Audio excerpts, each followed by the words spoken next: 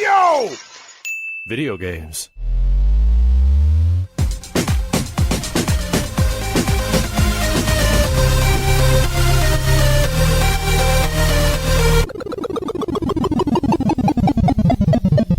What up, dudes, and welcome back to the Video Games podcast. I'm Matt.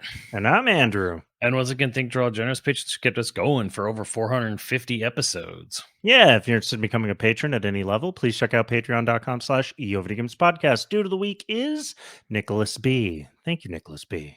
Thank Appreciate you, St. Nick. Been a dude for perfect time of year. Perfect time of year, Nicholas.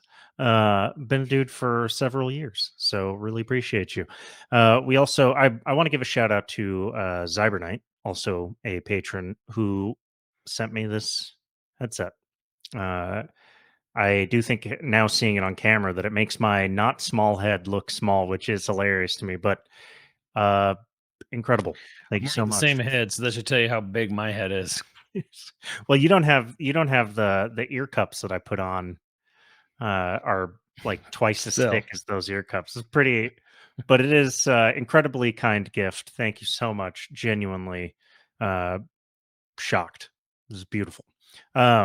We also, speaking of shocked, totally wrong about the TGA. Totally wrong that there would be no surprises. There wasn't. Yeah, because I was definitely like one of those people who are like, man, people tell me this, and then I see it, I'm like, really? And I'm like, really? It's always a wet fart every time. But someone's all like, this is the way to do it. Go in with low expectations, because when you actually do get that night, that day, that whatever, where it's like, oh, we're actually doing this, then it's even better. The thing is like I had such low expectations. This is the first year in like 7 that I didn't even watch it. Mm-hmm. And then I went to like, oh, what's been announced? And there was probably like four things that made me like go like, oh, you got The Witcher 4, you got Onimusha. Onimusha coming back is just like, I thought never. I thought that was it. Okami. Yeah, because Onimusha was like an Inafune thing for Capcom. And I just like, I just don't know if they're ever going to get around to that anymore. And I hate that I'm a Naughty Dog whore because Intergalactic looks exactly my jam. Yeah. Yes. The aesthetic, the music. It plays Pet Shop Boys. Yeah. West Town girls, East Town boys. West End girls. Or West End girls. So I have a full list. And I think the most important thing to talk about is that there was a game there called Catly, which no one knew what to make of it. It was just some weird cat sim. Apparently, it was an AI generated trailer, and there's no studio behind it, or the studio behind it is it's linked to like a singular NFT crypto bro. So there was a fake AI made possibly NFT game called Catly at the Game Awards. Yuck. That may not even be real. So that was the thing. But I mean, it is a huge amount of games that were announced. I thought they started off right by showing Ninja Gaiden Ragebound, which was just a wonderful surprise, made by the Game Kitchen, who did Blasphemous 1 and 2. So they're doing So they're doing a 2D Ninja Gaiden, and here's the thing: just talking about this first and foremost here. This is great because I think this is really truly, again, this is the future of some of your classic IPs, because games take too long. They take too long. They cost too much. We're not there's no way you can reasonably keep making games of every beloved IP in your childhood, your children's childhood, your younger brother's childhood, your future generation. So there's no way to reasonably keep making games in an ever-growing universe of IPs and video gaming. However, there is a possibility especially for these older ones like Ninja Gaiden in particular. Like, yes, there is 2 really good 3D Ninja Gaiden games, and then there's Razor's Edge. But at the same time, there's also many great small, talented, brimming with potential indie developers, like in a case like this, where they can go and say, hey, I don't know how it all. I don't know what the exchange was, but like, and then like say the Game Kitchen said, "Hey, we want to make a classic Ninja Gaiden game. You know, not a remake, not like a reboot, but like maybe just some game in the same universe." And this one takes place concurrent to the first Ninja Gaiden game. Sure. So they give it to a small indie developer like the Game Kitchen, and they make a brand new Ninja Gaiden game. Streets of Rage 4, Sonic Mania. Like there are, even Panzer Dragoon, House of the Dead remake. These are how you make these are how you keep these classic IPs alive.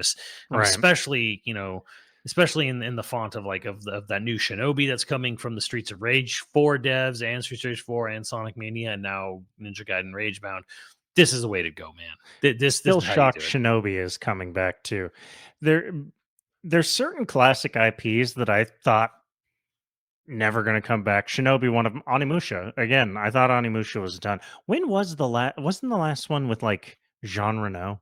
No, there was another one Beyond that a that, lot of people forget. It was on PS2. It was called Dawn of Dreams, Onimusha 4. And then there right? was Onimusha Blade Warriors, which was like this weird, boring Smash Brothers clone multiplayer game. But yeah, like end of the PS2 life, more or less, or near the end of the PS2 life. That was the last time we saw an Onimusha game. Thought it was So done. Thought it was never coming back. it's and the thing is a crazy enough, it's not a remake.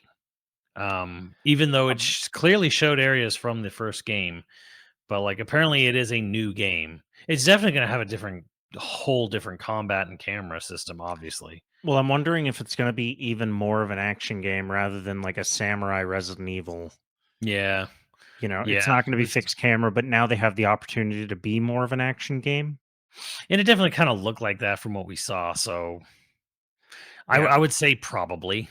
And judging by how they did the anime, that Onimusha anime that they did for like Netflix, anime, Hmm. uh, that they did for Netflix, like I think it's probably going to go more. It's still going to have horror theme, but it's going to be more action oriented. I don't, I don't know. I'm jazzed for it. It didn't. I don't think it hadn't announced it, so it could be It was years. 26. They said 26. Oh, so it did. It did. it was a 2026 game.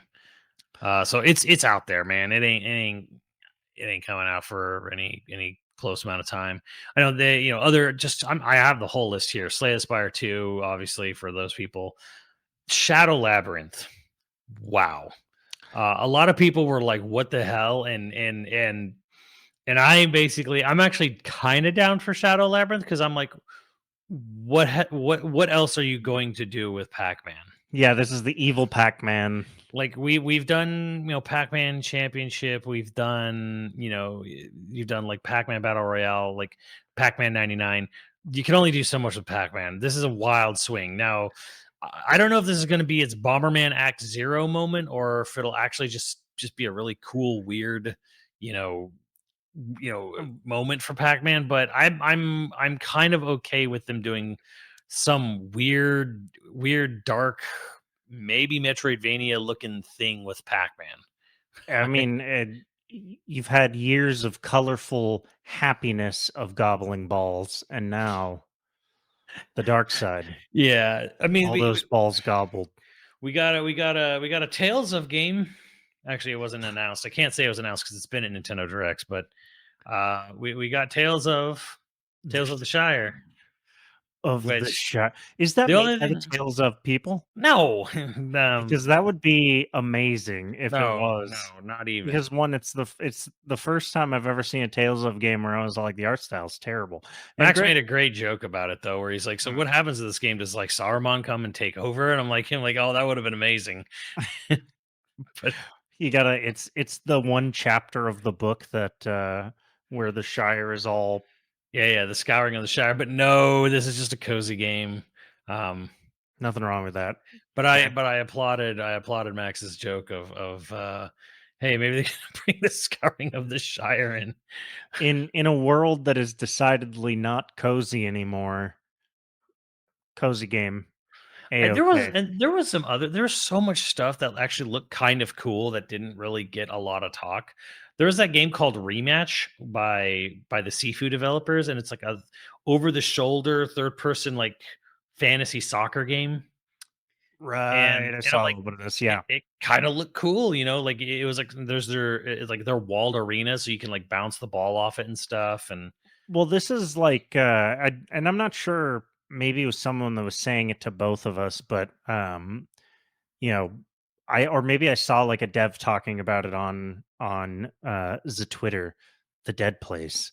Um, but some basically was all like, oh, we're now getting to the point where like people in the industry themselves are so tired of not having anything fresh, of doing just guaranteed yeah, ideas, as they're calling them. Um, and so they were like, so people who want to see fresh IP, don't worry, they're coming. And I think at the time we were just kind of like, yeah, yeah, yeah, yeah, yeah. But maybe that's what this is. I mean, there's new games. you I mean, never granted, know. they're It's not like, fresh. yeah, this game and that other game that I think of the beta just came out, Midnight Murder Club, which was like that Right. weird gun There's game, I guess you could say. there's one by the Shadow of Colossus team, right? That The also guys that, Project Robots. right. Okay. That Yeah. one I have a little bit of an issue with. What was your issue? My issue is mostly just with the fact that, like, okay, we've known Ueda's left Sony. We know he went third party. We knew he was like he had left Sony before he finished Last Guardian. Like, we knew that he was working on another game. I think even the announcement that it was in partnership with Epic was it's been like more than 5 years old. Like it's been a very very long time since we heard, yeah, he went third party, he's an independent now, he's going to make his own independent game, yada yada. So it's like, okay, cool, cool, cool.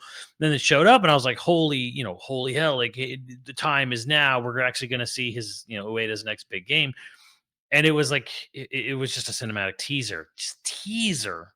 So Last part of me Guardian's from like was, 2017, isn't it? yeah, like 20, Yeah, like 20, yeah, 2017, something like that. 7 years. So I was just kind of like, eh, I don't want to begrudge like knowing the game still exists and that it actually has a direction and it's a mech game. It's a crazy, weird looking mech, but with Ueda style art, for Right. better, for lack of a better term. But I don't think there was anything about a release date or anything. Like it's just there wasn't any gameplay. It's just like, hey, here's a quick teaser snippet of it's I mean, sci-fi. Okay, most of this didn't have release date stuff. yeah. Although So Tales of the Shire, for anybody really excited, is 25th of March. So, oh, and the new well, Mafia game's coming sometime in the summer. it Everybody's excited it about the next looked Mafia really game. good. I mean, I have to say, like graphically, presentation wise, we were really talking over it during, our stream of it at video games. But like even Max even said, like, yeah, that did look really good. Like it does look really good. Well, the last 3 Mafia games have looked incredible. Have Yeah. So looked like great. this one, like visually looks very nice. We're Yeah. talking like Red Dead 2 levels. So Okay. like as far as like facial animation, capture quality, just general vibrancy, it's a very good looking game. I don't think I'll play it because I have not played any of the Mafia games, but Didn't we played wasn't there one that took place in like New Orleans? yeah, Mafia 3. Okay, yeah, me and you played that on my stream once, I think. Yeah, okay. I think for like 3 or 4 hours. Or I played it on stream and I imagined you there with me. Okay. It is possible, I guess. Um, yeah, no, otherwise I have not played any Mafia games. I what was the Streets of LA and the like, or Sleeping Dogs? Who did Sleeping Dogs? United Front Games, Are they gone? they're gone. Never, all right, yeah, so we're never gonna get a The weird thing about that, because True Crime, Streets of LA and Streets of New York were made by Luxaflux, who did Vigilante 8. right. And originally, Sleeping Dogs was supposed to be True Crime Hong Kong, made by a Right. different That's yeah. developer. But then they changed the name when the publishing fell through and whatever, and it became a Square Enix thing. And So, it was significantly better than both of the true crime games. apparently, yeah. True crime games felt like sort of empty and whatever. The only thing that was cool about them was that they were literally the maps. Yeah, I remember being kind of excited for True Crime Streets of LA because hey, I grew up in LA. And then when I found out like how little of LA it actually covered, it was basically downtown and West LA. Yeah. Well, that's the biggest thing that people misunderstand about LA worldwide. is just how big it is. Like, I once got not really an argument, but like a Frenchman was admonishing me because LA doesn't have a downtown to drink. Frenchmen, we like to drink in the downtown. We go to the city center, and there is no downtown in LA. We drove around for hours. There's no downtown. And I was like, there's like 8 friggin' downtowns, dude. Yeah, what are you talking Like, about? What you year could have was this? stopped in any of them and probably had more on offer than anywhere else. Like, what are you talking about? This is like 2015, I think this happened. So definitely there were many places. Yeah, you could have gone to like Could have been. downtown Culver, downtown Santa Monica, actual downtown Koreatown, Little Tokyo, like everywhere has the arts district. Like there's a zillion places in LA to go drinking that you just will not run out of things to try or do Yeah. or eat. But yeah, that's like it's always the thing that's hardest. And then when people go like, "Oh yeah, we're going to make a map entirely based on LA," well, where are you cutting off? Because Well, the thing was, is I was kind of excited because I thought, okay, well, it's a at the time it was next gen, it was PS2, GameCube, Xbox, and I'm like, okay, well, San Andreas was huge. yeah, This was not, and it was nowhere near as big as San Andreas, and it wasn't really that good graphically at all because just and the you couldn't time. go into any buildings really. And yeah, no, I mean, it was a disappointment. Sleeping Dogs, however, excellent, Yeah. excellent game. It's wonderful. Really, I played it years after it had come out. So imagine my disappointment. I finished it. I was like, "There's a 2, right?" And everyone was like, "Nah." Nah. That's what binds us together as fans. There's just our hate. You know what? Sleeping Dog fans should hook up with like Bloodborne fans, and we can all just hate together. I mean, I thought I Huh? thought you were gonna go with the Legacy of Kain fans because like there No, was that shit'll come back eventually. there was a really short-lived multiplayer game set in the Sleeping Dogs universe, and it no advertising, no nothing. Obviously, didn't do very well. So like well, no one likes this IP, so Square just got rid of it. Probably same thing that's happened with Legacy of Kain or whatever. Even though they didn't even get their games off the ground, they had multiplayer ideas Yeah. that got leaked and stuff, but it didn't happen. Legacy of Kain is going to make a comeback. Just you wait. I, They're I gonna make it look when the Soul Reaver remaster does really well, they're gonna go like, oh. is it They're like, oh. no? Well, if they do a good job on the Soul Reaver remaster, it's gonna do well because it fucks.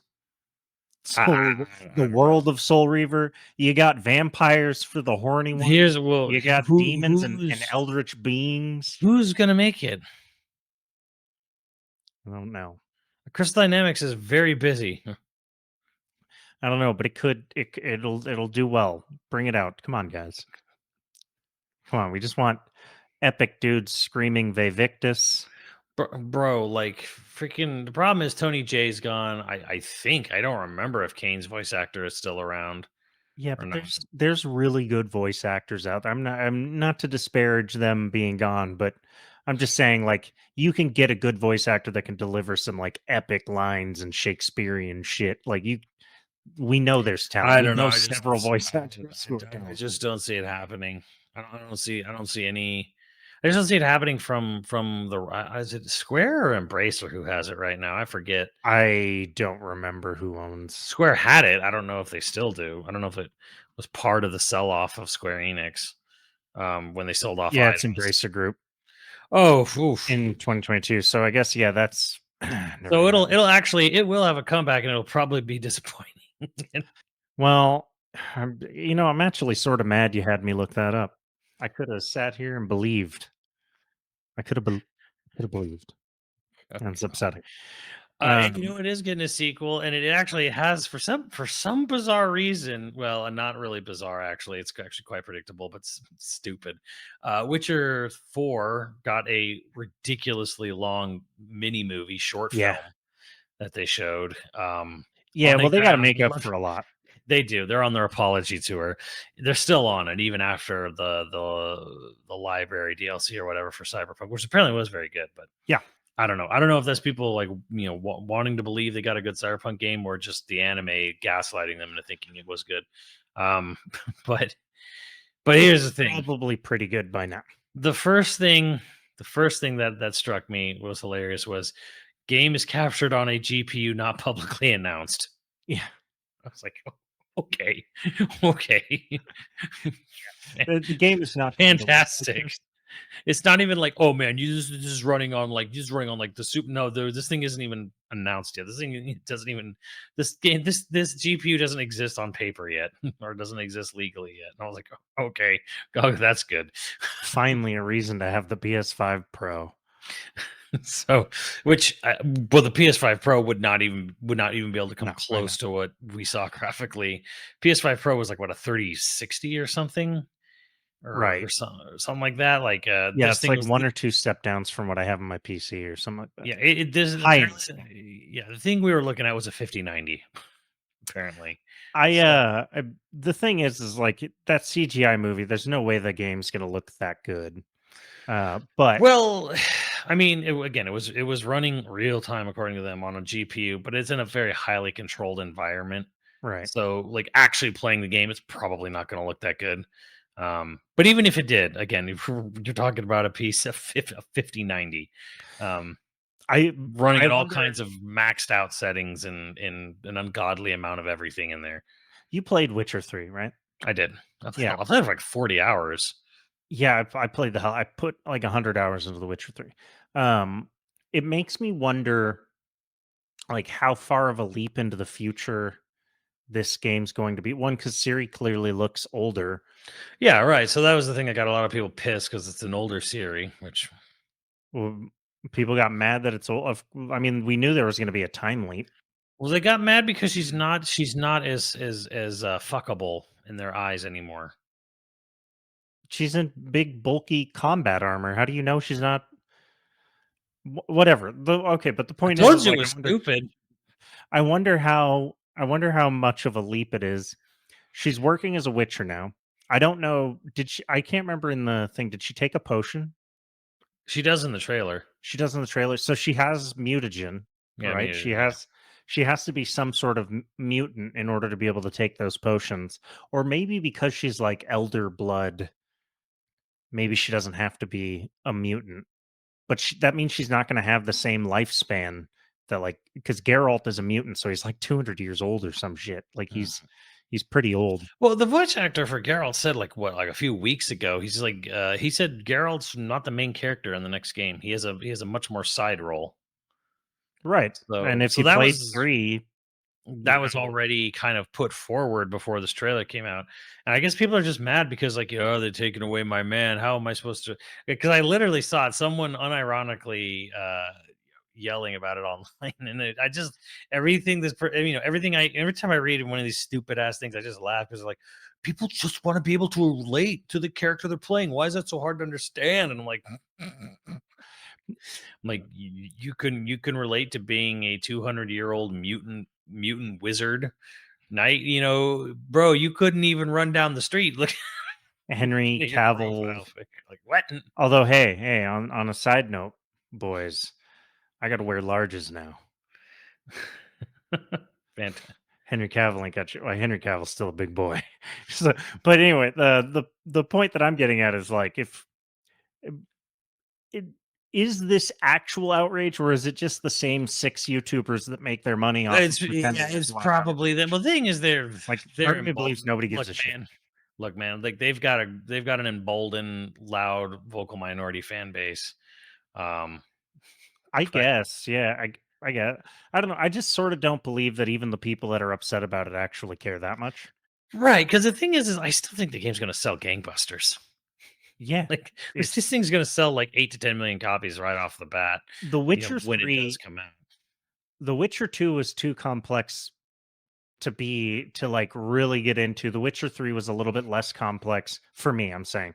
So I never got super into The Witcher 2. I picked it up several times, but I didn't get it. The Witcher 3 I played the absolute pants off of.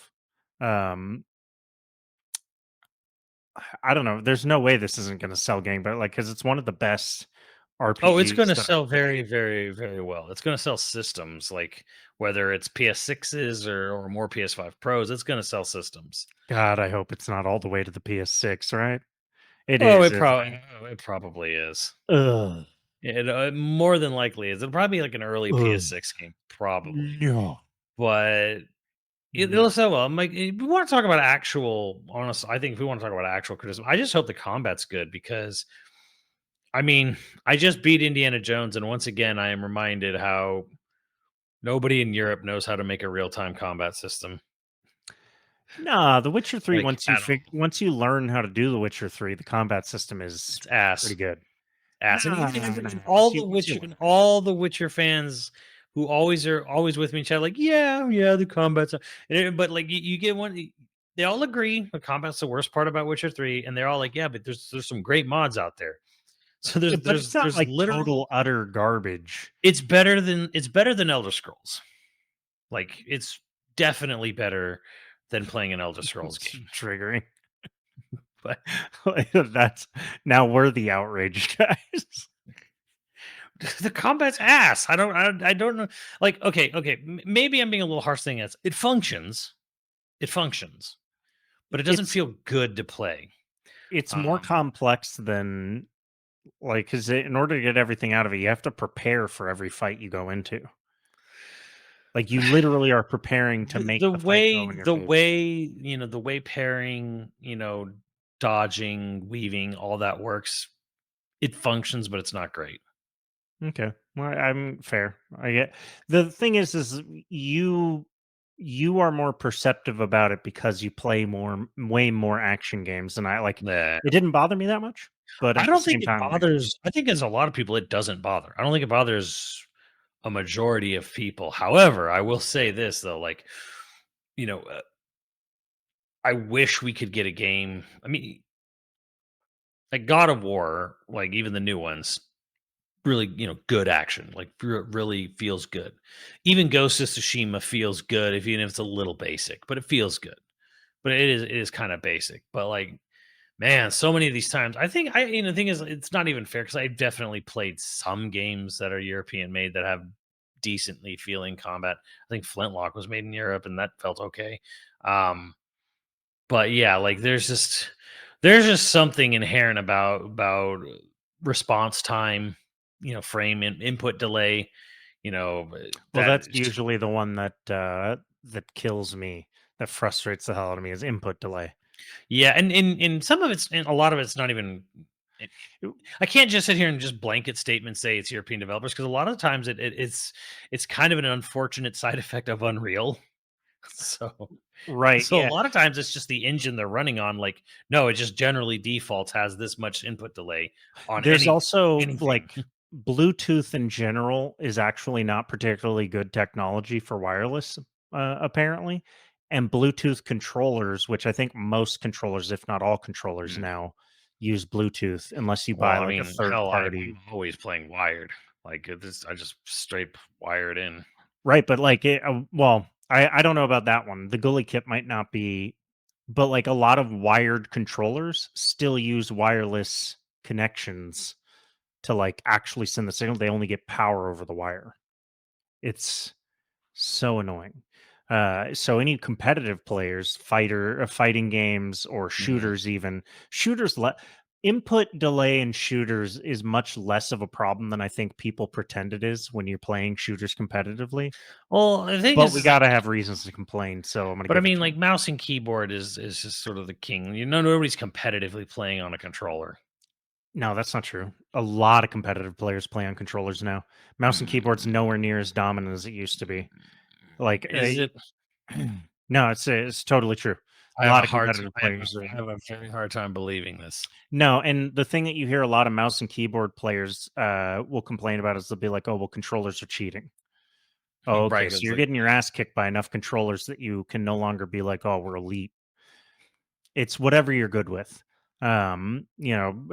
But most competitive shooters or shooter players, yes, they play with mouse and keyboard, but a lot of them are now playing controller. It's just not it, especially controllers that allow paddles and stuff. mm, Mouse and keyboard doesn't have as much of an advantage anymore. right. You have like the side buttons and stuff on certain mouses, but yeah. On mouses and stuff, the one of the biggest reasons that mouse and keyboard has so much advantage is that like you can change the sensitivity of your mouse so that it is hypersensitive when not aimed down sights and super insensitive when you're aimed down sights. So for like sniping, you're snapping around and spinning super fast, and then when you Yeah. find the guy and you zoom in on him, your reticle basically doesn't move at all. You get basically no drift. So as long as you snap in quick, like Yeah. you're gonna land center mass. That isn't as true anymore because controllers you can change your sensitivity Yeah. most of the time based on LDS stuff, but um or ADS rather. Um I went down a wild tangent, but my point is input delay is maybe the biggest killer for action games or combat and stuff. And a lot of controllers, Bluetooth technology Well, the has other thing, terrible input here's delay. the other thing. Here's the thing that a lot of action game developers all around the world, but especially Europe, no idea why, but they really don't get is that they feel like once a move has been inputted, that character needs to stay committed to that move forever. I'm basically talking about dodge canceling. Or can't, yeah, Right. dodge canceling out of stuff. Like if you're mid swing, even in real life, sure, there's definitely a point of no return where you're swinging, but you might be gearing up to swing, and then you see something happening, and you just like, oh shit, and you just back roll out of it. You just naturally would just duck or just weave out. And a lot of games just don't let you do that, or like they let you do it to a certain point, and then once you're in the third swing, you can't. You have to like finish through with the full animation, and this is what they don't get. This is what so many developers I think miss the point on here with parrying and with dodging is like you need to be able to cancel out of stuff, and you need to like let go of whatever sort of weird reality. We want it to feel realistic and visceral, and let go. Just let it go, dude. Like Okay. it's a video game. Like you need to be able to dodge or parry cancel out of stuff, because the most fun you can have in a real time combat, like say you're fighting one on one with another character, is that you're punching or you're swinging a sword at another character, and you parry him every time he throws an attack at you. But guess what? What if he parries you? So then you have to like react, super quick Right. to the kid. So then it becomes like this sort of dance. That's what's fun. It's not fun to like sort of like whack whack, backdash, whack whack, back away, hit, back away, hit, Right. back away, and you're just like that's boring. That's not what you want to do. And you don't want to be all strategic with like, well, you got to really size up your opponent and wait for him to swing before you can swing. He has to commit before you can commit. And it's just kind of like, that is not fun. That is not fun. The game should be pushing you to engage, not pushing you to wait. But then again, I also particularly hate stealth. So, um, Yeah. Well, Indiana Jones just really was not your jam or combat. unfortunate. Well, the thing is, like, there's enough of the game that's not where you can kind of just ignore stuff. The other thing is, with Indiana Jones, the enemies are criminally stupid. Well, Like the Kenny Nazis. was saying, like, this is like a two. Yeah, I know. So they're like, oh, Nazis. Maybe it's like canon or something. But Kenny was like, yeah, this is like a 2000s era game. Like, this is like Yeah. AI, like 2000s era. I'm like, yeah, it really is. They are criminally stupid. Which has the sort of okay. I'd rather they be stupid than too smart. But them being so stupid also makes the stealth feel like it's just a speed bump rather than a gameplay mechanic. Right, yeah, like it's slowing you down. It's How just fast did you get? Oh, did you do all the side stuff in the Vatican? no. Oh, I When was I gonna say, how saw fast did you get through it? one of them was like, "Oh, can you take the rest of the pictures? Take the other six, find the other six photo spots." And I was like, "Hell no!" Okay, so I did everything in the Vatican, and I think it took me 9 hours to get through all of the stuff because even though it marks on the map, if you find the right booklet, which I Hmm. did, where to find those ancient secrets, two of the rooms where I found the secret, I got the secret found. I was looking for the ancient artifact in those rooms, could not find them. Spent so long in those and I know they're in there. Couldn't find them. And then I got frustrated enough that I actually looked it up on the internet and it just they didn't load. They didn't Bug fucking load in fest. my room. I was like I was so angry. I wish that I could play it off like, yeah, I was cool about it. No, I was like slamming my fist on the desk. I was so pissed. We've had weird issues with the game, although you've actually had worse issues with a much more powerful rig than Yeah, mine. And I I was dual streaming it and running it off the rig on a weaker rig, and somehow I had less issues than you've had, I don't strangely. understand what it so for I don't know if I've said it on the podcast. Basically what was happening or the first day that I played it for like 4 hours. Nothing went wrong at all. I don't know if there was an update or something that I just missed or whatever, but then the next day I came on and like half hour into playing, all of a sudden it just started running like absolute dog, like 10 Mm. frames. Um, just like the sound was all crazy. And I got that in Egypt, which is right after Rome. So Yeah, okay. Well, so it started happening to me, and it wouldn't even necessarily be at moments where like lots of loading would be happening. yeah, yeah. It'd be in the middle of puzzles and stuff. But then if I did get into a fight and that had happened once, it would happen during the fight. And so like I'd go to sneak up on a guy to like hit him with the club, and as soon as I raised my club, everything would just go to dog shit. Mm. And I don't know what it was. And like I See, that tried to sounds look at like that really sounds like a bug, dude. yeah, well, I thought maybe memory leak or something That's because what I I have 64 gigs of RAM. mm. And so I thought like, oh, well, maybe I just like I'm not hitting it until later in the game because I have so much RAM. And then I ran like a thing on the side to see my usage and I wasn't getting like max RAM or max CPU Mhm. or anything. I was getting odd spikes in my GPU where like suddenly my GPU would So did I, jump to yeah. like 90% usage and then Yes. come back down. But Yeah, yeah, yeah. I don't know what the hell it was, but it got so frustrating when I was fighting Tony Todd in the basement. And you don't want things to go to shit when you're fighting Tony Todd in a basement. Luckily, my moments were not there. I think there was one boss fight or whatever where, like, the frame rate went, like, really bad, and I was like, "Nice frame rate game," but I still it wasn't that bad. It was, like, 15 to 20, and I just kinda, like, Oh, barreled through it and mine made would it get to a happen. thing where I would go to dodge his like swipe, and then it would like catch up, and I'd be gripped in his arms, losing Mm. health. And like it would over, and I got so frustrated that I finally pulled out my revolver, and it's like this slow motion, and I just unloaded all 6 rounds at him, and I figured one of them was gonna hit him, and it did. It worked. But I knocked him out with a bullet. And that's how I beat that boss. But it It's a was very just interesting game ugh. because, like, there's some very great things that are very, very love letter to everything what Indiana Jones is. And then there's just certain things that are like, I don't know why you thought this was a good idea. Like, just Like what? baffling. Like what do you A lot of it is just the sort of mundane stuff where it's like, go take some picture. Indy, I need you to go take pictures of the Vatican, and I need you to take pictures of the Vatican and go talk to my friend. He works in the Lost and Found, and you go talk to. So it's like, go find this janitor, and then this janitor Yeah, it will, bogs. It you bogs know, down a little bit, yeah. like, here, I'll buy. You can have the camera, but you got to buy the camera. So you have to. You hopefully you've stolen. I had. I I'd had, yeah. stolen enough. I had enough money stolen and I whatever. robbed those fascists blind. Yeah, Just took every lira they so had. there's these really mundane things that are like, I'm playing an Indiana Jones game and I'm bartering to buy a camera from a janitor to take pictures of fountains in the Vatican. Like, because like you do get to those moments where you are going through catacombs and solving puzzles and looking at like finding ancient stuff, and it's really cool. Yeah, all And then, that like, I love. when it's Yeah. having when you're being Indiana Jones, it's actually really cool, and the story's very well done.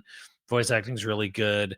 Um, Now that you pointed out that he doesn't sound like Harrison Ford most of the time, though, I can't unhear it. When I went before you pointed that out, I was like, wow, he sounds really close. And then when you pointed it out, all of a sudden, like 99% of the time, I'm like, well, this doesn't sound like Harrison really, Ford at all. I will Didn't give him bother. credit. I think he did a really good job. Honestly, I think he's like almost there most of the time, and then every so often he'll say a line that sounds nothing like Harrison. Until you pointed it out, I was so happy with it. I had no problems with it. And now I can't unhear it. and now it bothers me. It shouldn't bother me. It shouldn't bother me at all. It's the pettiest bullshit in the world. And yet now I'm sitting there like, yeah, he's There's definitely moments where I'm like, wow, he really nailed it. And then there's like moments there where like is he'll just say something in just one line out of a sentence, and I'll be like, well, that didn't sound like him at all, Harrison at all, but okay. when he exclaims things, when he really exclaims, he doesn't sound like Harrison Ford at all. No, I know. Yeah, there's like one thing where he like screams in like terror or something, and it's like that doesn't. He's like, oh, it almost sounds like Homer Simpson. Almost like it's just like there's like this one weird thing where he like exclaims something really loud, and it's like that sounds absolutely nothing like him. I I am impressed that when he's just normally conversing, like in cutscenes, he sounds pretty close. Yeah, I bet because he got multiple tries, but I think for like the exclamations and the other things, I think he just like had to burn through 50 pages of things that he had to yeah, say yeah, yeah. and probably did not re-say them all the Yeah, time. yeah, Yeah. definitely feels like there's more care in there. But anyways, yeah, I mean that, and then the other thing that I think is wildly stupid about the game is that the game is actually a Thief light or Dishonored light. It's actually Thief or Mhm. Dishonored. Maybe not even as much Butcher Bay as I thought, even though they did make Butcher Bay, but um it is more powerful to take a foot scrub and sneak up behind a Nazi and whack him on the back of the head once, and he'll knock out clean. Mhm. As long as he didn't, as long as he's not alerted, and you just roadie walk, or like roadie crawl up behind him, and it can literally be a little tiny wooden foot scrub. He'll knock out in one hit. Mhm. You go up, and if he sees you and you try to punch him, you're gonna have to punch that motherfucker like 6 times before he'll go out. Head empty. Only Nazi ideology in there. You can't, Like once he's alerted, his brain shuts off. Look, you got to get the Like bullets don't drop people in one hit, like I know. headshots. I mean, I watched pistol and rifles. I showed off like, okay, I hit this guy square in the face 3 times before he died. Like the only thing that had like, okay, you could maybe get away with a clean headshot was a shotgun straight to it. If they are unaware, I got a perk that if they're unaware, you can hit them with the whip and it knocks them out. Mm. And so that's just all I do.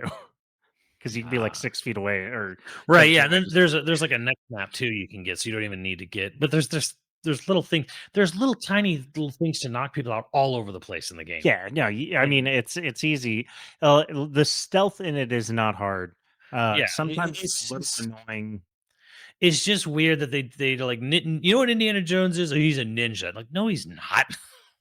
Yeah, well, yeah. The thing Because like is I do enjoy the game. they didn't want it to be a first person shooter. They really didn't, and I Right. totally get that. But their idea was basically to turn everything into a stealth mission. The whole game is stealth. It's like, Right. You got to sneak around. I thought it'd be more like you're in a disguise and you're answering questions or solving puzzles under. yeah, and they have disguises, but there's disguises in each like hub area, but they're only so you can freely walk around select areas of those major areas. So, well, at least for the Vatican, there's multiple disguises. Oh, You is can there? Yeah, you can get the fascist disguise so that you can walk around all Oh, the fascist areas. You don't have to sneak past fascists. oh, really? Uh, That's pretty cool. you get the And priest disguise for all the priest back areas, and then you have yeah, your indie. yeah, yeah. Yeah. Yeah, there's a shower area in the I back. know there are areas where like the disguises are completely optional. You have to find them. Yeah. I know that's a thing, but Um, the AI was pretty stupid. So as long as you know where you have to go, you can kind of just get there pretty get easy. there pretty easily. But again, the stealth becomes more of a speed bump rather than a. Well, you don't have to stealth, is what is my understanding. Like you don't really have Oh to. no, there'd be areas where you definitely do. Like Oh, you can't do it without. yeah, you can't just go in there and fight 6 guys in a corner. No, they hard lock you out of trying to fight your way through stuff. So Mm. yeah, it's fun though. Overall, the It's puzzles and stuff like that, the exploring is puzzles are very fun. good, Yeah, locations are good, story is good, acting and is none of the good. puzzles are Like are like mind-bendingly difficult.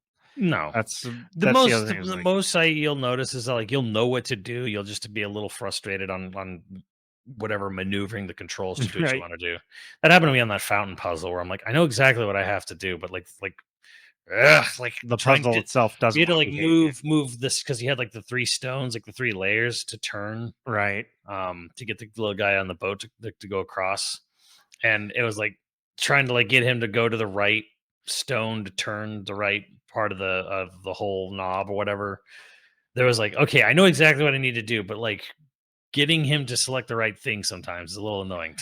Uh, on a frustrating thing that, and this would happen on stream a lot too, where like I'll mess with a puzzle at first while I'm figuring, like while I'm working through it in my brain to be like, oh, this is how the puzzle works. I'll just like jitter with things and move things around to see how things behave. Uh, totally did that one by accident. Oh Wasn't yeah. paying attention, was just kind of like, oh, and it moves like this, and it just did it. And I was like, all right. My brain was not. One other time that I did this is me and Phil were streaming Resident Evil 2, and there was some puzzle he was doing that he was just like belaboring. Like it was just taking him forever. It was towards the end. We were in like the trash compactor room. I can't remember exactly what the puzzle was, but he was taking forever on it, like an hour on this puzzle. And then he got up to go to the bathroom, and I picked up the controller and just sort of messed around for a minute and finished it in under a minute. Like, and just he came back. He's like, "Well, how'd you do it?" And I was like, "Can't explain it." My brain just, I just, not always does it work that way, but sometimes it's very gratifying to have a brain that's just a mess in there. I kind of just did it on accident. Kind of just messed around and figured it out. Made it work. So We're part of that white knuckle club, the I mean, gifted kids. speaking of indie, they had their big celebrity moment where Harrison Ford came out, to Confused about where he was, confused about where he was, angry. and Troy Baker was wearing Tony Todd's, Giants pants for some reason, and Todd Howard was dressed like Sully from Commando, and was about a good 3 feet shorter than everyone. I s- I saw a very funny clip where it's just like Troy Baker at normal size is just Tony Todd's eyes over the frame. Oh, he's just his face is totally out of frame. It's just his eyes and hair standing next to him. Had to be edited, but it's still amazing. I did not realize how short this man was, but it was kind of funny seeing him because he went up on stage twice, and it was like, oh my god, this man has no height. Now look, there's nothing wrong with being short. And anybody who makes fun of you purely No, for not being at all. It short was is an just, asshole. But you can't be an asshole if you're that short. but there, someone pointed out though, like when the camera, when they were, whoever, because there are live event directors, Mhm. who choose the camera or whatever, and there was a point where like they pan the camera, he was just like cut off. Yes. It was, it was like, oh, whoops. Have you ever seen how those live event directors work? A little bit, not in person though, You but get paid really well, and basically what you're doing is you're standing in front of a wall of monitors, and there's editors yeah, sitting in front of you, and you're live editing 5 seconds ahead of everything else, and you're basically telling them to cut to whichever camera, and yeah, like yeah. each camera has a job out in the field, and they just like you're just the close-up guy, you're just the director is just sitting there telling the editors in front of Hmm. him who to cut to, and he's usually like between 2 and 5 seconds ahead of the viewing audience. So he's Yeah. making all those decisions fast. It's Hmm. pretty crazy, especially for sports. You think it's Yeah. crazy for these events, but then like there's a guy doing that for sports and like news, and like he's just constantly telling the camera where to look type thing. It's crazy. It's a cool job. When I was in film school, I met a guy that did that, and he got into it. Actually, he's the same guy I think that told me that if you can get into car commercials Mm. early on, like you can make a really good living. But like, yeah, that's live event direction, crazy good. But Unless you're Todd Howard, and unfortunately, well, there's nothing you can do about it sometimes. Because when you pan the camera, it's all of a sudden like, what are you gonna do? Um, I want to say there was one more. Hmm, so one there's more actually the thing is we were all going into this thinking we were going to hear about Fatal Fury, we are going to hear about Street Fighter 6. Resident Evil We, 9. we knew we were going to hear about Tekken 8, and it turned out to be Clive from Final Fantasy 16 is in Tekken 8. Oh, I know what I forgot. It's a big shocker. Yeah. And I guess it's cool. They're obviously following up with Noctis from 15, who was in 7. So Clive Mhm. is in 8. It's really cool. And my only real kind of unfortunate thing is like I love like, the performance that Ben Starr gave for Clive and everything, but that game's script was just wasn't really up to snuff, man. I don't know. Like There was it was a some thing. good moments in there. Yeah.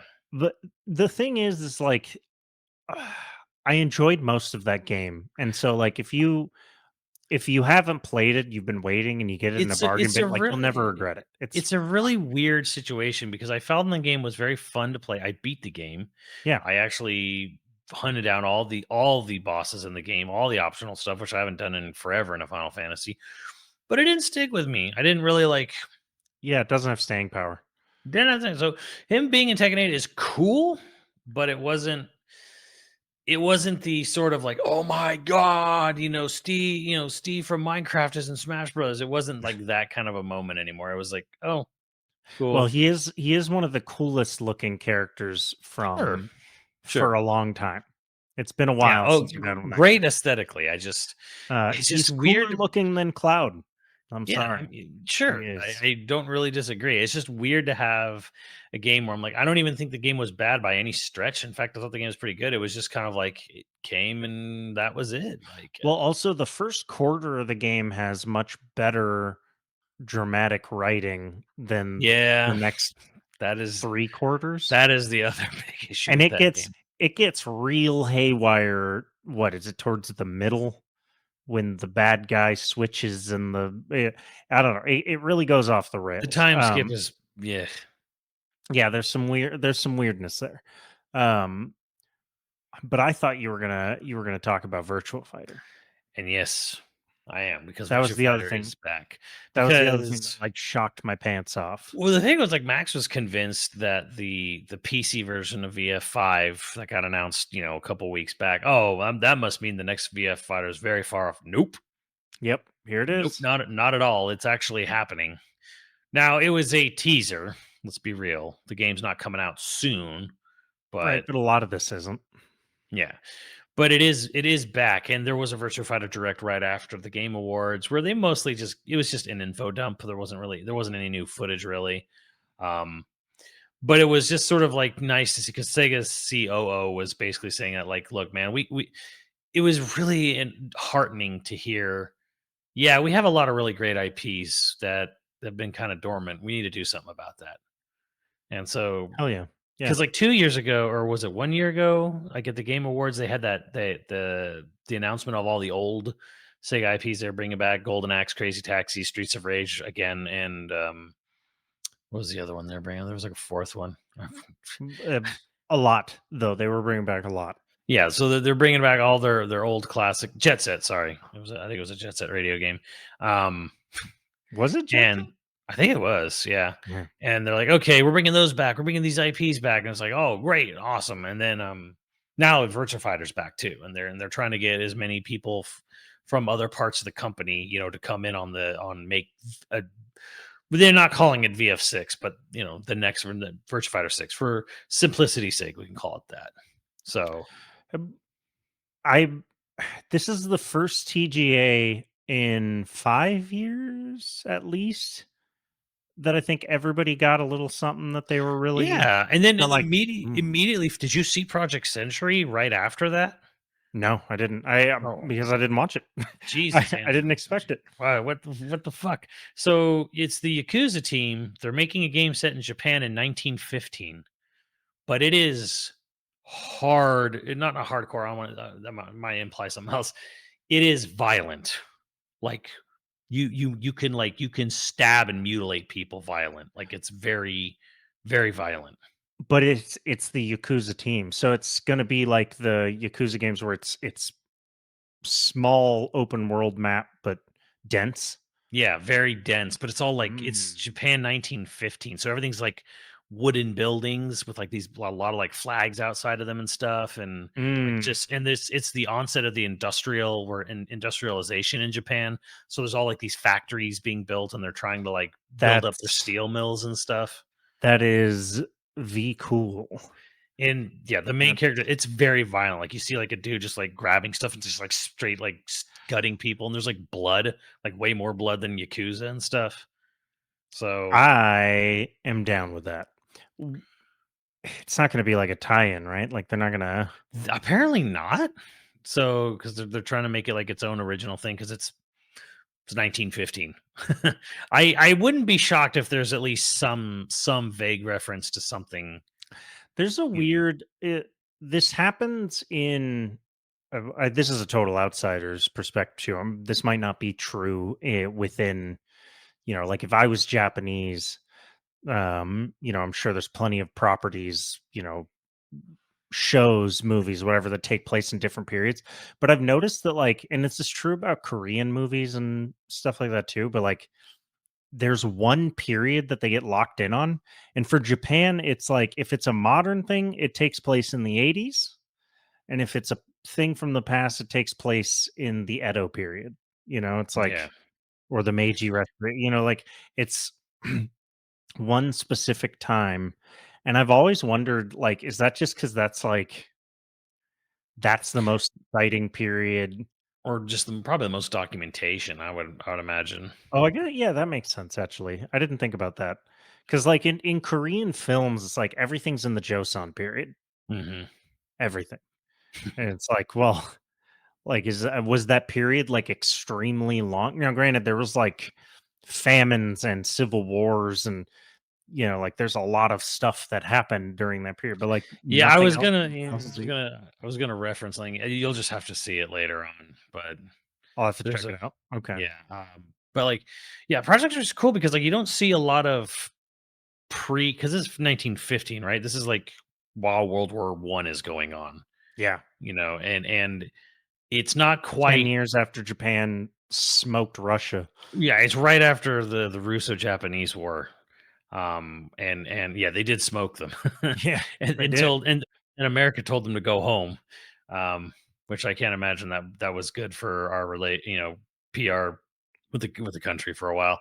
But yeah, so you're seeing if you've ever seen those really old videos of turn of the century Japan caught on film, really really Yes. old Yeah, stored yeah, footage. yeah.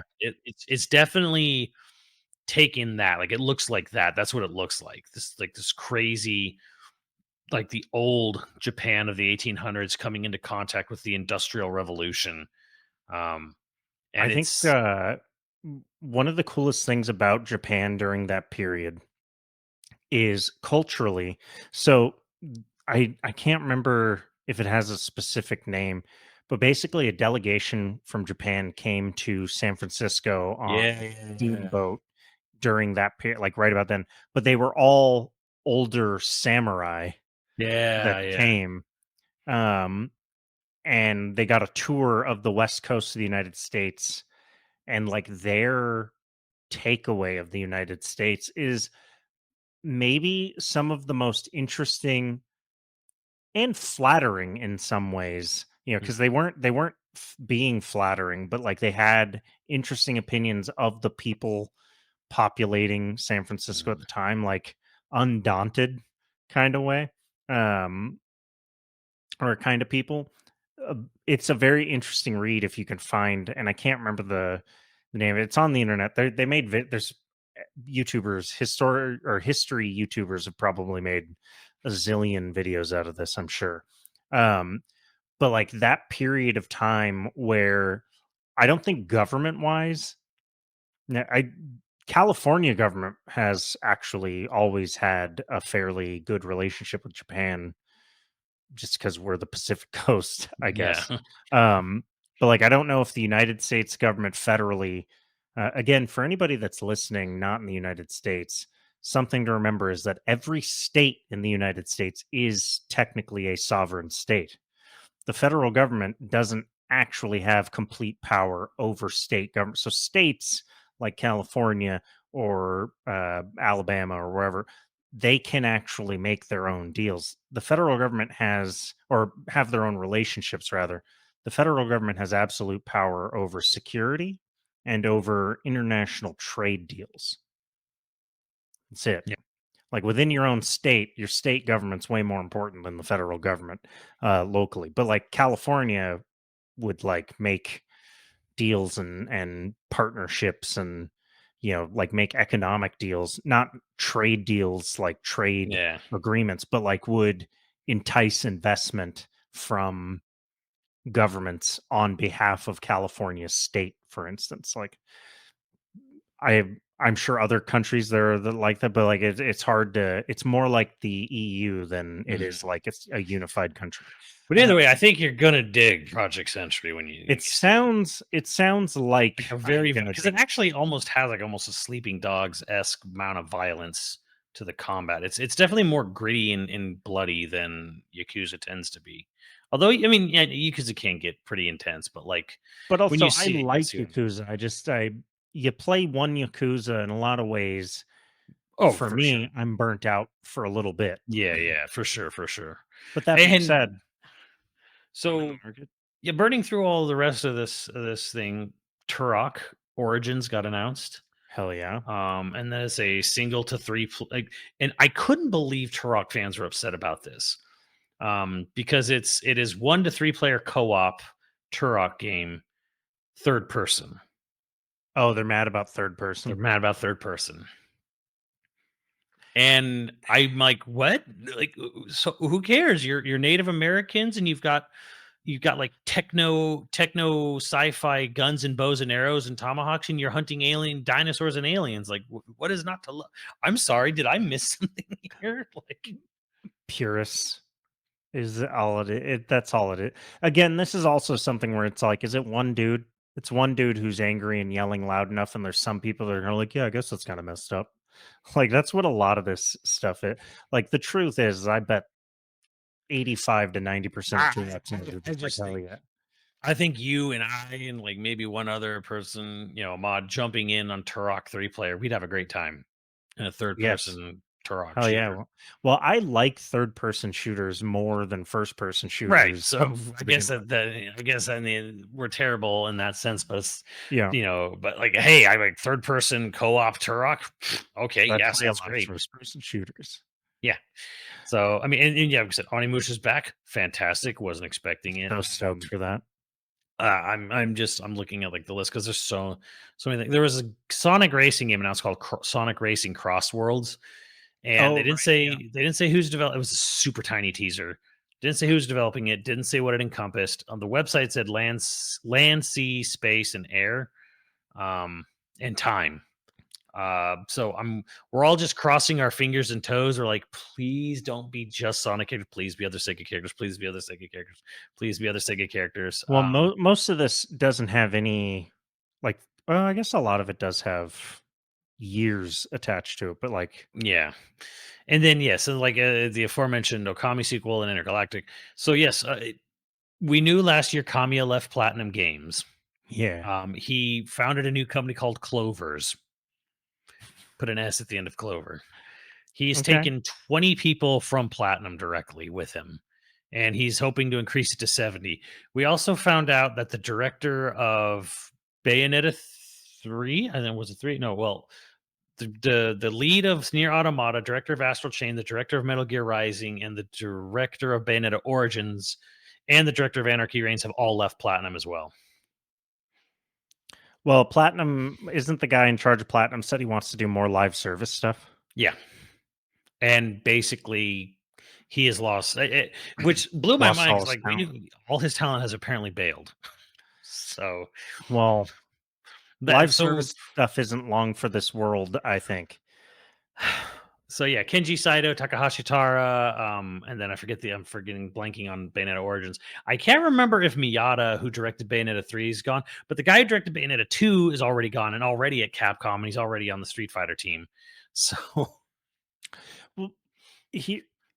Well, I don't want to sidetrack. What is Clover's? Did Clover's announce something here? Okami. That's them. Yeah, they're leading Okami's development with 2 other studios who are also compromised of Platinum Games people who left Platinum Games. M2 Wow, and Machine something. that is so Machine cool. Head, I think, or I something. guess it makes sense that he'd punch back at something that's what, 20 years, 18 years since Okami came out. Okami 2006, yeah. Yeah. Yeah, that's cool as So hell. there was like two news stories here. One is Capcom is bringing back Okami, and Kami is directing it, and it's with Clovers, and everyone has left Platinum Games. Yeah, that doesn't bode well. The thing is like we've talked about it a few times where 6 games are dominating everything, and they're all live service games. And so nobody else's live service game is really getting anywhere, which is why I think there's not going to be a lot of live service titles for a little while. Uh, I say that, but then Marvel Rivals is apparently just murdering it. Well, I mean, the thing about Marvel Rivals is, and the director of the game even came out and said, like, look, we benefited from having the Marvel IP. Like, Yeah. we're massively benefiting from the IP. Well, that and apparently it is good. But the thing is, too, is like, Blizzard has kind of done nothing that anyone's liked in Overwatch for years now. Mhm. So, and I tried Marvel Rivals. I might be playing more Marvel Rivals. When you download the game, you don't have to sign up. You don't have to make an account. You don't have to like do Amazing. anything. You just play the game. Yeah. You choose a name to be displayed above your character in the lobby, and that's it. I hate to say that that's genius, but given all the crap you have to do to get into a game now, so genius. The Yeah, accounts like you got to the make fact on. that no account creation blew my mind. I was like, wait, you could just play the game. Oh, I see why they're winning. I was playing Diablo 4. Yeah, it's Diablo 4. Which I now that I've played it and went back and saw the Necromancer announcement thing, I'm like, "Oh, I get the trailer and it is a very cool trailer." It was a Mm, cool trailer, but now that I've played the game, I'm like, "I see what it's getting now at." you have This is context. Yeah, this is cool as hell. But like you have to sign up for the BattleNet. I wanted to play it because it was on Game Pass, and then it made me go over and create BattleNet and get all that set. I was just like, "God, why I gotta have a million?" Go fuck yourself. How about that? Yeah, like I'm just let me play the fucking game. So yeah, I think that's why Marvel was winning. One, it's Marvel characters. It's got a Yeah, good art style. It's an art style people like. They gave a bunch of the chicks a bunch of big thick asses. It's free to play. Uh, nobody's ever going to be mad at that. it's free to play. As far the battle passes are actually permanent. Like they say, like you buy the battle pass, you can complete it whenever. It doesn't run out. Like how like Fortnite does a thing where the battle, but Yeah. you have to complete it within the season. They're like, if you buy a battle pass at any point in any season, it just stays on your account. You can just keep earning. Like there's no time limit to finishing a battle pass with Marvel Rivals. And they're also like, yeah, we're only going to sell costumes. So I don't know if new characters being added are going to be pay to play the new characters, or if every new character dumped into the game is free. But if it truly is like every time they add a new character, you don't have to pay for it. It's just free. It's just if you want to buy any of their other costumes, you got to pay for it. They may or may not be on something. But I did say this. They are onto something. I have told this. I said it is a little dangerous though, because it's a Marvel IP game, and because it does have a quality bar that they've already set. Maintaining that game and being profitable is actually going to be a lot harder than say Overwatch, which was a brand new original IP wholly owned by the company that made it. It does depend though on the So deal they made with Marvel. they How actually bent have over they got. they have to make a lot more money than Overwatch does to stay profitable, which is a little Right. dangerous for the game. It's a little scary, but But it is also that's the smartest I've heard in quite some time. That's the smartest take on it that I've heard in a while. yeah. There was a Crimson Desert, a Korean action game based on Black Desert. I think it's single player, but anyways, I don't really know much about it. I don't want to speak too much about it. But yes, Intergalactic being their big last game of the show, Naughty Dog's game. I'm going to eat crow. I said it was, you're not going to show Naughty Dog here. No, what are you crazy? No, Sony's saving that for State of Play. No, and they showed a Naughty Dog game here. I was I wrong. would have been with you. I would have believed you on that. I was completely wrong because people were saying like, well, they did do it before. They did it in the past. And I'm like, yeah, but that was the past. But nah, Jeff still has connections in Naughty Dog. And they revealed their next game here, Intergalactic. Heavily inspired by Cowboy Bebop and Akira. according to Naughty Clearly. Dog. It's Clearly, so sick. um, I hope it's good. I do too. I'm way more hopeful for this game than I have been on. Well, I was excited for Last of Us so much that I bought it when it first came out, and then I was like completely unimpressed with the gameplay. So Oh, you didn't like The Last of Us 2's gameplay? I didn't even play it. Really? I never played Last of Us 2 because Oh, because you I didn't was like so just Last like of Us 1. yeah, I'm like that's when like this is it. Throw brick, run to checkpoint. That's it. Nah, two's combat is so good. You can do it so many different ways. Like you can play it balls out, you can play it stealth, you can do like it's sort of like Resident Evil 6 combat where there's just so many different things you can do. Hmm. Like you can get clever about how you can get gory and fucked up, you can do entirely hand to hand, you can do I mean it's crazy. Last of Us 2's combat is actually genuinely really good. One was just so like oh like it was the One was very shooting basic. felt basically the shooting mechanics didn't feel great either. Sometimes you'd shoot and you see the bullet trail go through the character's like the enemy's body. It'd be like so, La- Last of Us 2 is one of the better stealth games too cuz like you can like the enemies are not stupid and but you can still like you can actually be clever. hmm, Uh you know how one of our complaints about stealth games, especially your complaint is like being clever doesn't actually get you anywhere. hmm. You know, usually it's just like you're trying to be just outside of their draw distance or whatever. Um this you can be clever because like tall grass and water and you know all has different levels of hiding you. I don't know. It is actually good though. The gameplay is good in two. Um, We didn't see any gameplay for Intergalactic though. If I no, were to say anything, it looked like God of War would be the closest it looked like with the with the chick jumping off the rock and smacking into that robot. So yeah. Well, that very much is like Last of Us. Like Last of Us 2, you can jump off of shit and smash bricks into people's heads I and just hope like it people. feels nice to play. I mean, I liked Uncharted 4. Uncharted 4 was a lot of fun. Um, Yeah. I beat that, so I haven't. I'm way more excited for this than I have been in a Naughty Dog game in like a decade. Yeah, I can't wait to see more. This has been in development for like 4 years, hasn't it? Apparently, they said that. Apparently, they said it started in 2020, Yeah. which it doesn't have a release date, but maybe it'll come out in 2026. Yeah. Well, if they didn't say a year, it's got to be at least 2 years away, right? Yeah, they didn't say a year, so it's at least two, Mm. which is Yeah, that's a bummer. unfortunate. It is really unfortunate, but yeah. And of course, people are upset because it's a chick with a bald head, so you know. You know, I don't know. People are going to be mad about that. No, I'm just I can't fap to this. the thing is like having gotten off social media for the most part, I'm just not angry as Oh, I'm often not as I angry. was. I just well, and the thing is, I'm gonna say it on the podcast as I said it on my stream. I'm like, I've already brought it up twice, but thereby saying like, I'm not going to entertain the argument because I find it so stupid.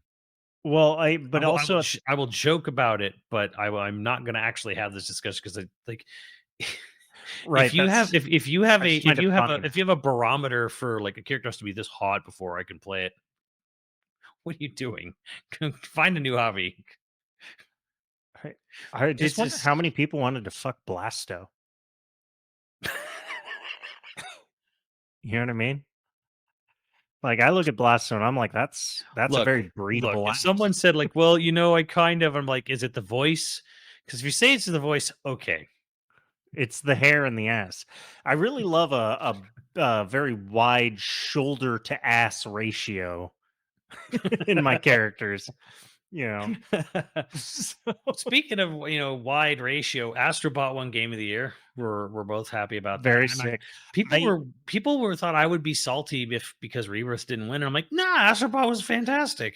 no, I'm genuinely shocked. I'm very happy that it won.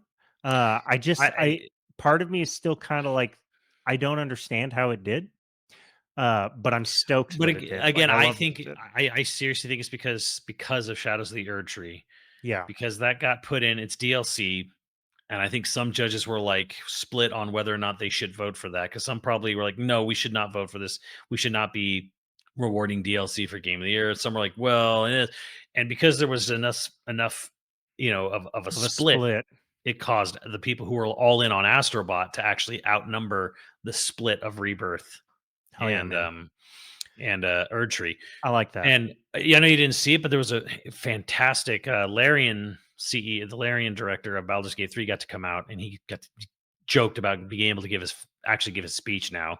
And he did this huge, basically, call out to the industry, and did this whole teardown of the industry, basically saying, like, the games that's going to win, it's going to be the game that developers made because they wanted to play. It's not going to be because they were under threat of firing or getting laid off. It wasn't because they were under, stressed a deadline. They weren't under a threat to meet a certain sales threshold. They were like, he just basically called it. He might as well have been throwing fists at Phil Spencer in the audience, but well, the thing is I genuinely think that industry needs unions right now. oh Like, yeah, which is funny we because can have arguments about it caused a bunch of people to downvote the game on Steam. Him saying that, really. yeah. So did the guy who got an award for creating a website to find employment for laid off game developers. He got a bunch of hate mail. He said he got he's been flooded with hate mail because he was a contractor for Tencent, and people said he was an industry plant, even though he started a website just to find work for out of work developers. Like, gamers are awful. Like, some of the stories coming out of this are just kind of like, y'all don't deserve the video games you play. It also, you have to remember, is that there is a significant portion of them that are teens or younger, and Yeah. Well, and I was reading about someone making that point where they're like, I'm kind of glad things like Astrobot are winning and stuff, because it feels like people who are not Zoomers playing Minecraft all day are right. actually still paying attention to other games, which I'm like, that's a little mean to the kids. I think if anything, it's just kind of like, hey man, let's also be real here. Let's get real for a moment. The reason a lot of these younger alphas and Zoomers aren't playing these Astrobots and these other games because they can't afford them. Well, that, and they're just like, not as many of them have been made. Like, Yeah, and Astrobots is now unique outside of you have Mario and Astrobot, so unless you're playing Nintendo, it's a fairly unique yeah, idea. I did see a Gen Zer call Astrobot a Mario clone. I was like, Well, it is. but also, He's not like, wrong. yeah, he's not wrong. He's just an asshole. You're just kind of like, I guess you're right, but at the Was same he time, was like, oh, why did a Mario clone win? Was it yeah, someone making he was all like, oh yeah, they gave it to a Mario clone, and it's like, I guess, but like all platformers to an extent or Mario are clones? Mario clones. Or Doom clones or COD clones, Like, or yeah, whatever game you wanted to win probably was a clone of another successful game too. we all know what game China really wanted to win. They were Yeah, mad salty about that. let's end the episode on some weirdness. So apparently, the director of Black Myth Wukong wrote his acceptance speech 2 years ago. Now, granted, I have gotten no clarity on whether or not that was like a motivation thing for himself, or if he was so certain it was going to win that he did this. But apparently, he was so upset about this that he was in tears at the ceremony. Now, disappointment is real. It can be real hard.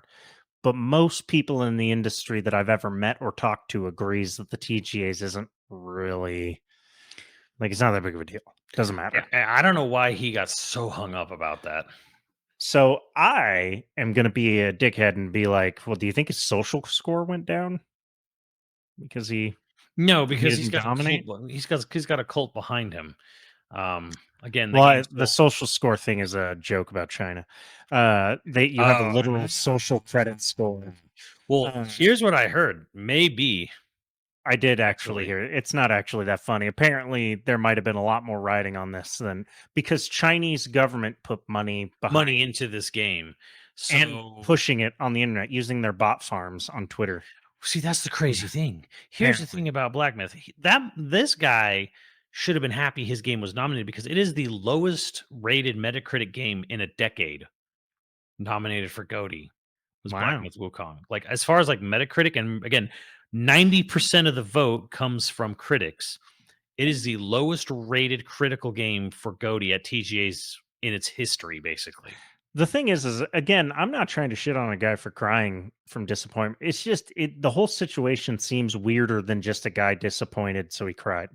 Right, because it's Like, like he got 2 awards for the game. I think one of them was, like, right, visual, and one was action game of the year, but right. apparently it, like, this and it may even go even more than just him being a sore loser, like, people might lose their jobs That's because what that's what I'm thinking it is didn't like, bring home the biggest, highest award, I think you it know? became a propaganda piece for like social dominance for the Chinese government.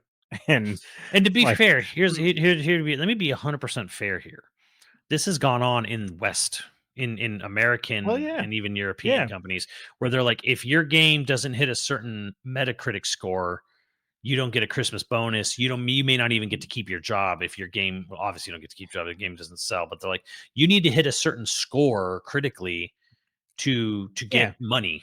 Like they literally like hold it hostage, stuff yeah. like I'm that. So not. this is actually not new. It's just sad to see that this is going on over in China as well as what all the shitty shit we've been doing here for a while. Well, it's also just like my commentary is mostly on how weird the situation is, and I'm being a shit with my ideas as to what's causing it. I'm not really like. It could have also just been that the guy was supremely disappointed that this game didn't win GOTY. Thing is, the man has a long history of saying really weird stuff online. Yeah, And yeah. I could dig them up. I could dig them out and read them for you right now, but I just won't. But I mean, him bitching about like I came here for fucking nothing. Um, as his full quote. Well, full quote is like M effing nothing. Um, You got to is go just on a kind of like, trip.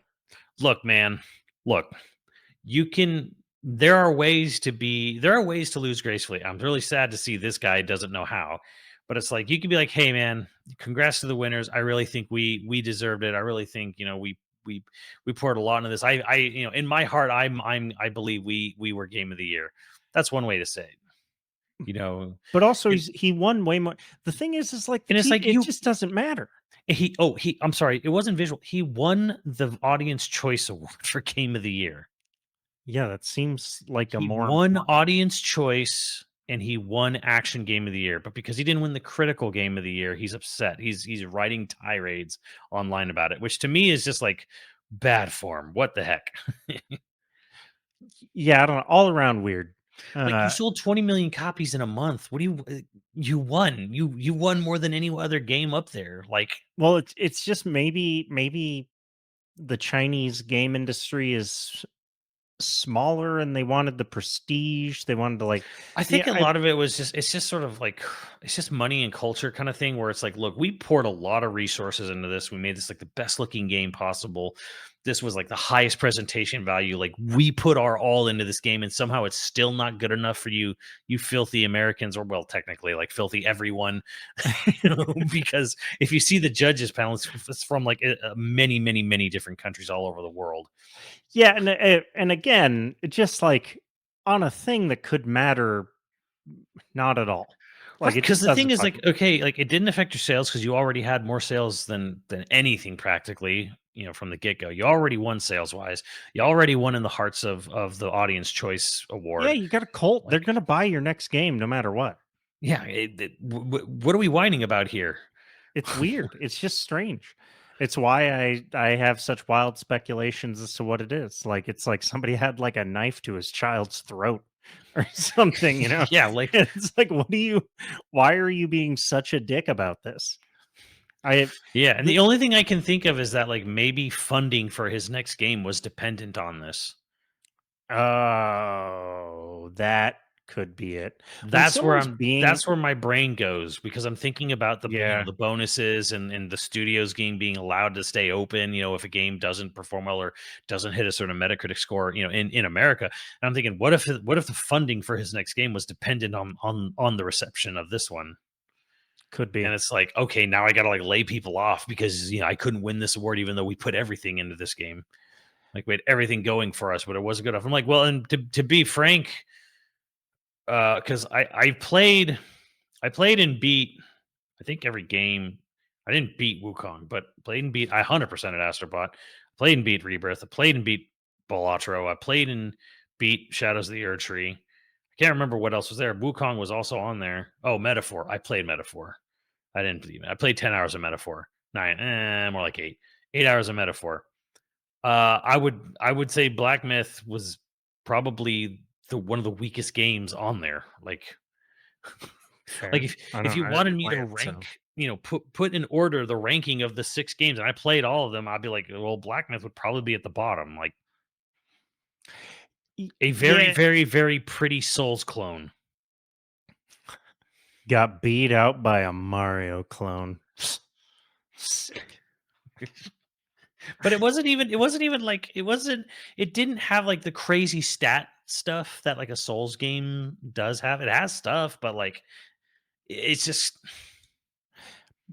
I don't know. I'm not even commenting on the quality of the game. I'm just saying, like, to get that you know what it is to have that strong of a reaction makes me want to bully you.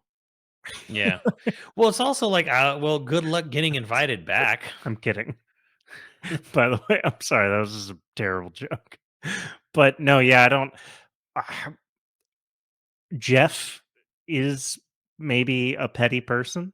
I don't actually. I can't actually say for sure. I haven't Well, I heard. don't even think it's necessarily him. I just don't think the judges because the people who judged the game of the year, they're going to Right. see this. They're going to be aware of this. They're going to be aware of how this guy feels about them now.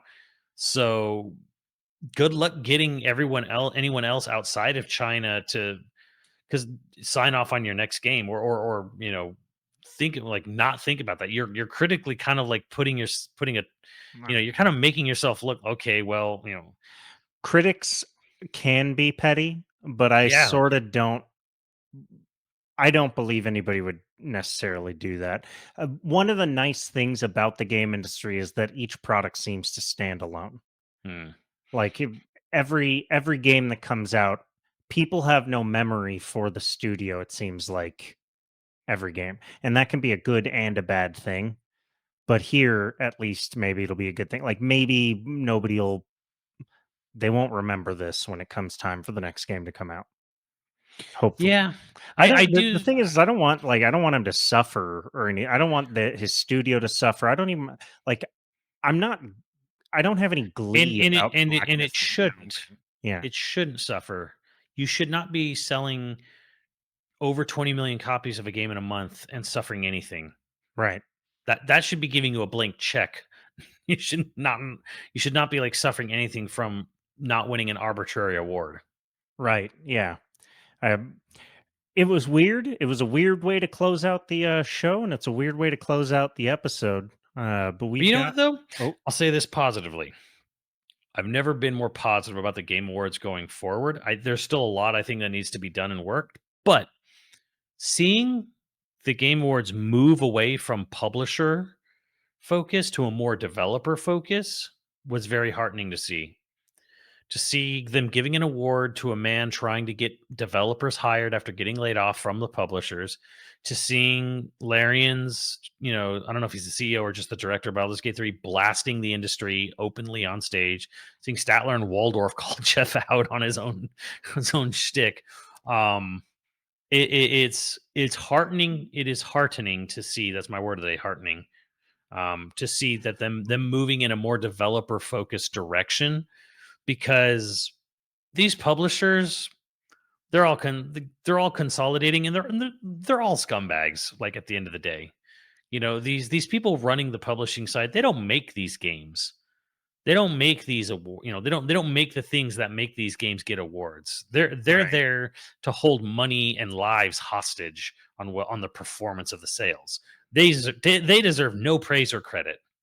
And that's the direction the film industry is going. Great. Great job. Films Well, used they've to be always greenlit. hey man, Films used to be gaming's greenlit by chasing. guys that made films, Yeah, well, gaming's been chasing Hollywood forever, so no surprise.